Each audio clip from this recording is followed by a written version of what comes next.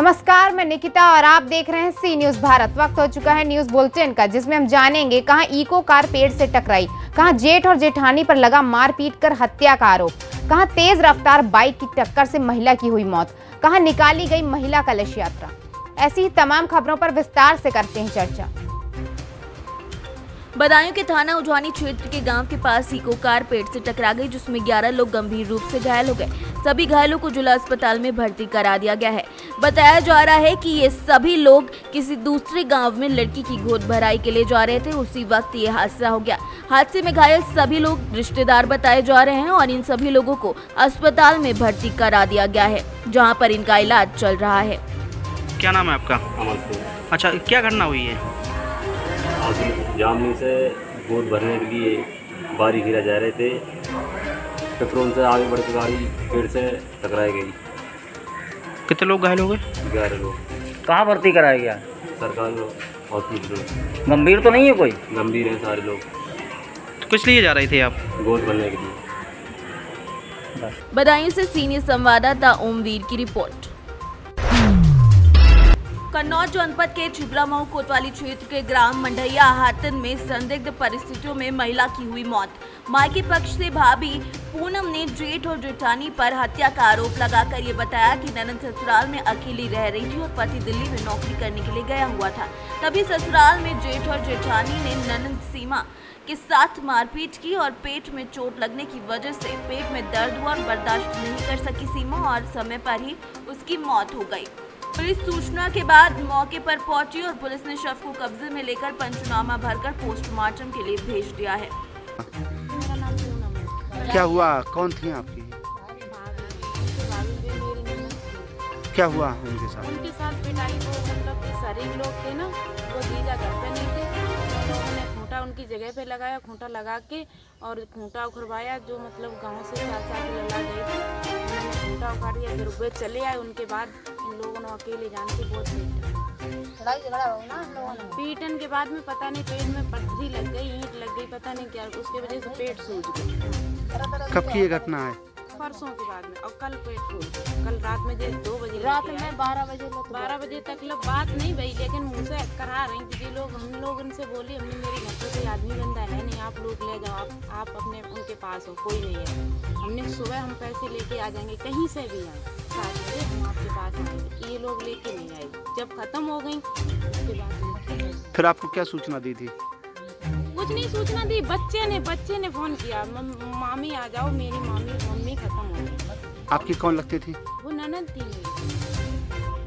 क्या लग रहा हत्या हुई? रात के 2 पता नहीं 2 बजे 3 बजे पता नहीं कितने टाइम में बच्चों ने अभी 3 बजे फोन किया हमारे पास। ईंट मार दी ना पेट में सूजन हो गई, पेट में चोट लगी, उसकी वजह से सूजन के बाद में पता नहीं दवा दिलवाने गई नहीं कहीं चिल्ला। कन्नौज से सीनियर संवाददाता महेश गौड़ पप्पू की रिपोर्ट।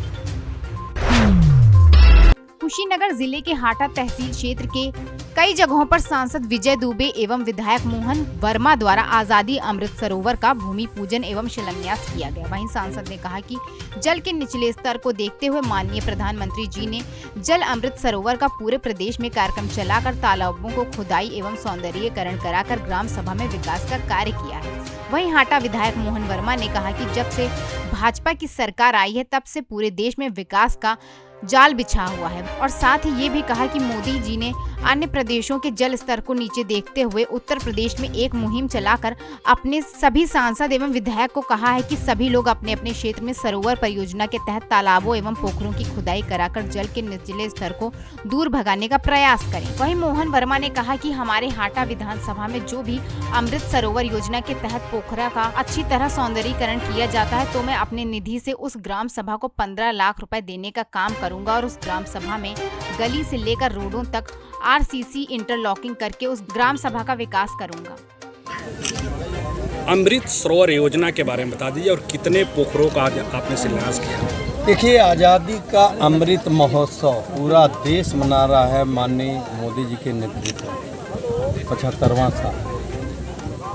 तो मोदी जी ने 2 काम किए। एक तो जो हमारे गिरते हुए जल स्तर हैं उसको बचाना, तभी मानव जीवन की कल्पना भी हम लोग सुखमय कर सकते हैं। सरोवरों का हाल देख लीजिए, गांव में कुओं का हाल देख लीजिए, सब आपके सामने। जब को गांव के सरोवर में जल नहीं, कुएं में जल नहीं, तो उस गांव का जल स्तर मान के चलिए कि नीचे हर साल जा रहा है। तो बुंदेलखंड की धरती न बने तो ये सरोवरों का एक तरह से कहें उदारीकरण, मतलब यहाँ स्वच्छ जल भी रहेगा, पूरा पानी भी रहेगा, किनारा भी इसका बनेगा, पाथवे मतलब पैदल उसको व्यायाम के रूप में चलने के लिए बनेगा। वन विभाग यहाँ प्लांटेशन भी करेगा, प्रधान जी को कहा जाएगा ओपन जिम भी करें बच्चों के लिए, सब कुछ व्यवस्था होगा, रोशनी से भी गुलजार होगा। अमृत सरोवर योजना से गांव का विकास कैसे होगा इस पोखरे के बन जाने से?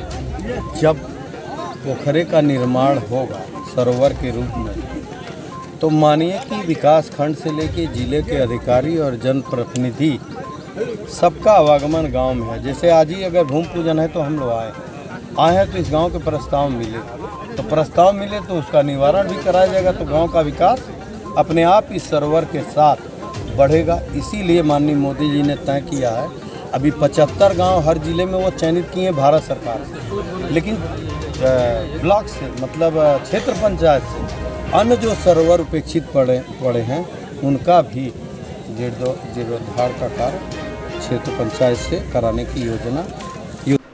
कुशीनगर से सीनू संवाददाता सत्यनारायण चौरसिया की रिपोर्ट। बयाना कोतवाली क्षेत्र के गांव नगला बमूरी में बीती रात्रि को तेज रफ्तार बाइक की टक्कर से एक महिला की दर्दनाक मौत हो गई। महिला 40 वर्षीय इंदिरा पत्नी स्वर्गीय रामस्वरूप जाटव की बताई जा रही है। मृतका के देवर रामवीर ने पुलिस में रिपोर्ट में बताया कि उसकी भाभी बीती रात को जंगल में शौच करने के लिए गई थी, जब एक नामजद बाइक चालक ने उसको टक्कर मार दी, जिससे रात्रि को बयाना अस्पताल ले गए, लेकिन वहां पर चिकित्सकों ने उसे मृत घोषित कर दिया। पुलिस ने आज मृतका का पंचनामा भरकर पोस्टमार्टम करवाकर शव को परिजनों को सौंप दिया है।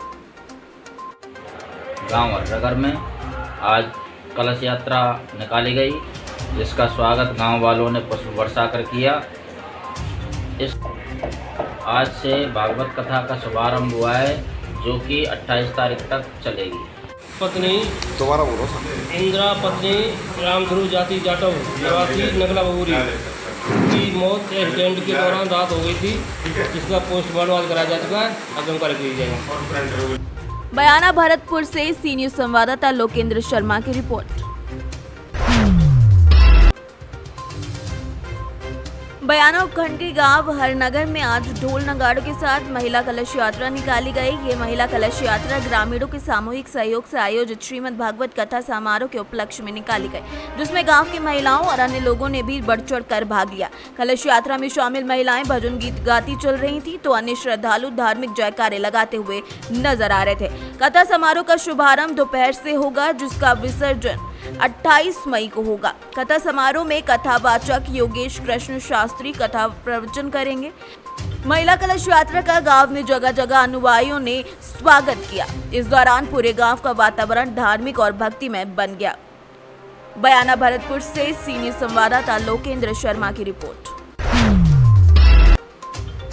केंद्रीय कृषि एवं किसान कल्याण मंत्री मुरैना श्योपुर क्षेत्र के सांसद नरेंद्र सिंह तोमर ने आज शाम शहीद पुलिसकर्मी श्री संत राम मीणा के गोहर स्थित निवास पर जाकर उन्हें श्रद्धा सुमन अर्पित किए और मुख्यमंत्री शिवराज सिंह चौहान द्वारा स्वीकृत 1 करोड़ रुपए की सहायता राशि का चेक उनके परिजनों को प्रदान किया।